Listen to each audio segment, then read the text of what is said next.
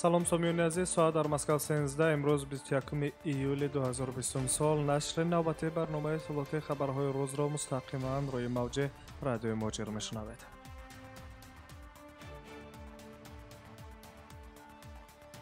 хабарҳои ин соатаро аз Тоҷикистон шурӯъ мекунем. имрӯз президенти кишвар Эмомалӣ Раҳмон ва шаҳрдори Душанбе Рустами Эмомалӣ як маҷмаи бузурги универсалии варзиширо дар кӯчаи Карамови шаҳри Душанбе ифтитоҳ карданд. ин маҷмуа тӯҳфаи беҳтарин барои ҷавонон, варзишгарон ва мухлисони варзиш ба ифтихори 30-солагии истиқлолияти давлатӣ аст, гуфтааст президенти ҷумҳурии Тоҷикистон Эмомалӣ Раҳмон ҳангоми ифтитоҳи варзишгоҳ.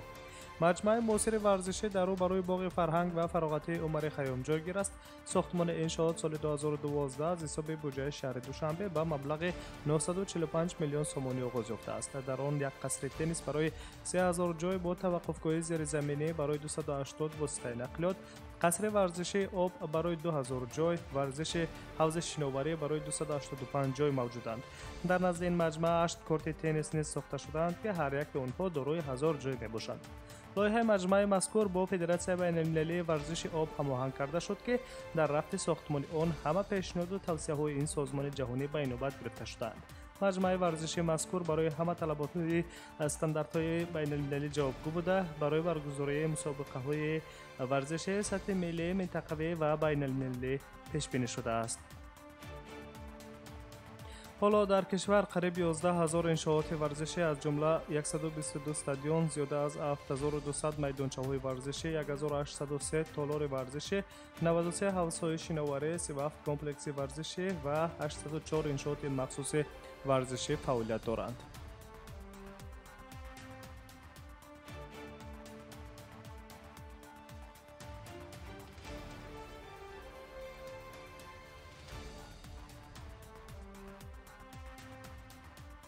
тоҷикистон мемонем ва хабарҳоро идома медиҳем. ҳангоми гузариши маҷбурӣ ба омӯзиши фосилавӣ барои мактаббачагон дарсҳои телевизионӣ ташкил карда мешавад, гуфт муовини вазири маориф ва илми Тоҷикистон Латофат Назирӣ ба хабарнигорон дар нишасти матбуотӣ. қайд карда шуд, ки дар сурати сар задани ҳолатҳои фавқулода аз пандемияи коронавирус омӯзиш тавассути дарсҳои телевизионӣ гузаронида мешавад. мо умедворем, ки дар кишвари мо вазъияти фавқулода рух нахоҳад дод, аммо мо дар ҳама ҳолат омодагии худро дидаем, шаҳр дод муовини вазири маориф ва илми кишвар. илова гардидааст, ки пас аз фиристодани донишҷӯён ба рухсати иловагӣ аз рӯзи 27 апрели соли ҷорӣ дарсҳои телевизионӣ омода карда шуданд, ки дар як рӯз 2 маротиба дар телевизиони кӯдакону наврасон Баҳористон пахш мешаванд. таҳсили фосилавӣ аввалин таҷриба дар амалияи миллии Тоҷикистон аст. омӯзиши фосилавӣ тариқи шабакаи интернет, таҷҳизоти муосир ва шароити техникиро талаб мекунад, аммо дар минтақаҳои кӯҳии кишвар на ҳама кӯдакон ба смартфон, планшет ва ноутбукҳои шахсӣ таъмин карда мешаванд. аз ин рӯ таваҷҷӯҳи асосии Вазорати маориф ва илми ҷумҳурии Тоҷикистон ба дарсҳои телевизионӣ равона шудааст, иброз доштааст Латофат Назирӣ, муовини вазири маориф ва илми Тоҷикистон.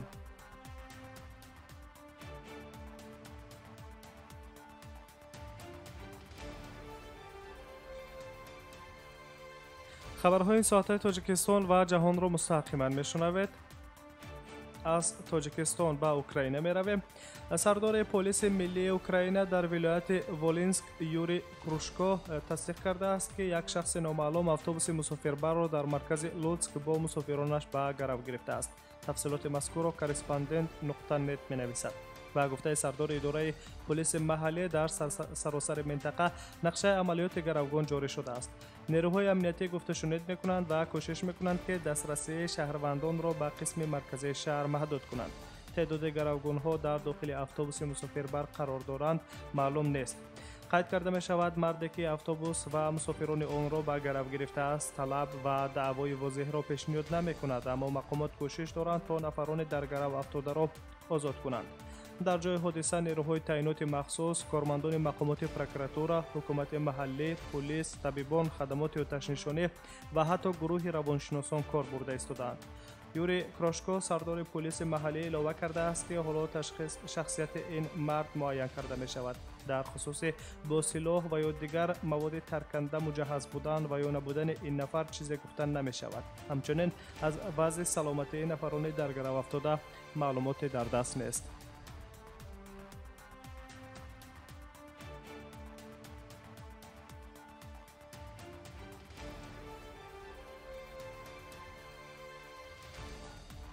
خبرها رو ادامه می‌دهیم. ایالات متحده آمریکا سرور چچنستان فدراسیون روسیه رمضان قادیروف را بر روی خط تحریم‌ها برای نقض جدی حقوق انسان وارد کرد. مایک پامپئو کاتب دولتی در این خصوص در صحبت با خبرنگاران اظهار داشته است. این تحریم‌های آمریکا همچنین به اهل خانواده رمضان قادیروف نیز دخل دارد. در تحریمات مذکور یک قطار مانعگی‌ها از جمله منع ورود به آمریکا و تماس‌های کاری، اینچنین قطع دارایی‌ها و در ایالات متحده را در بر می‌گیرند. قبلا تحریم‌های اقتصادی نسبت رمضان قادیروف جاری کرده شده بودند.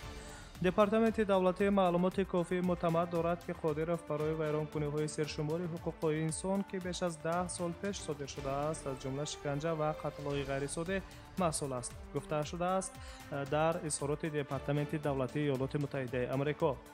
حجت نگرانی آمریکا را نشان می‌دهد که حالا قادیروف دلایل‌های پاندمی کرونا ویروس را برای پایمال کردن حقوق انسان در چچنستان استفاده می‌کند. ایالات متحده از کشورهای دیگر دعوت می‌کند که علیه او چاره‌های مشابه اندیشند. در پاسخ به اظهارات دپارتمنت دولتی، رمضان قادیروف عکسش را با 2 تپانچه در کانال تلگرام آویخت و نوشته است: پامپئو، ما جنگ را قبول کرده ایستاده‌ایم. این باز هم جالب‌تر خواهد بود. نماینده رسمی وزارت کارهای خارجه روسیه ماریا زخارова باشد قبلا در صفحه فیسبوکش نوشته بود که پاسخ دادن در تصویر آینه مشکل خواهد بود، اما ما سر این مسئله فکر خواهیم کرد.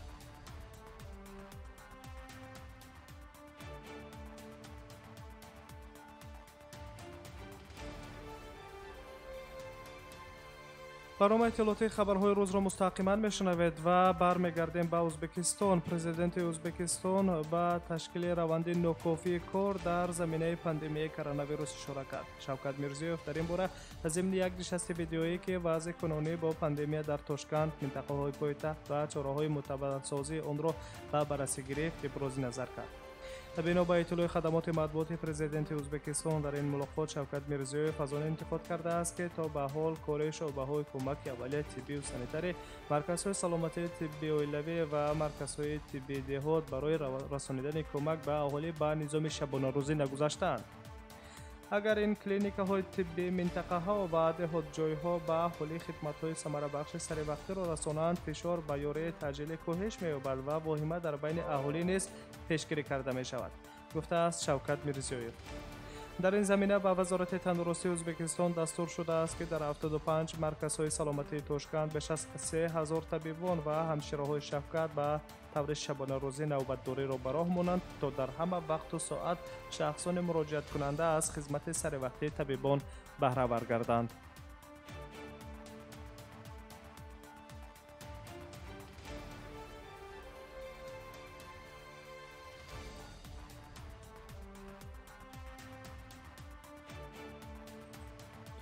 کشور ایتالیا از سازشنامه‌ای که پس از نشست اتحادیه اروپا قبول می شود راضی است و طبق آن 209 میلیارد یورو از فاند برقرارسازی اقتصاد به دست خواهد آورد، گفت سروزیر جوزپه کانته.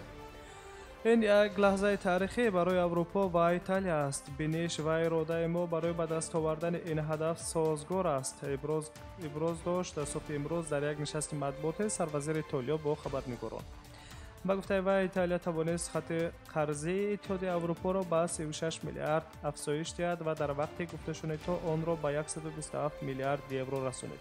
حجم کمک مستقیم از جانب کمیسیون اروپا پیشنهاد شده در سطح 81 میلیارد نگاه داشته می شود.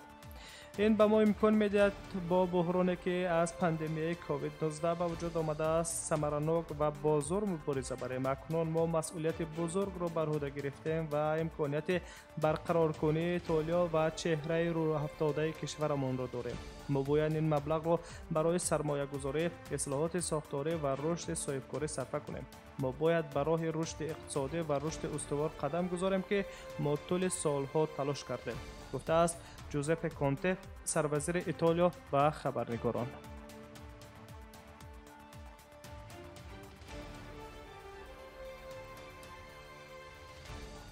نشر این ساعته خبرهای تاجیکستان و جهان را در برنامه اطلاعاتی خبرهای روز مستقیما روی موج رادیوی ماجر شنیدید. برنامه‌های دیگری ما ادامه دارند. در ساعت‌های بعدی با خبرهای تازه. سلامت باشید.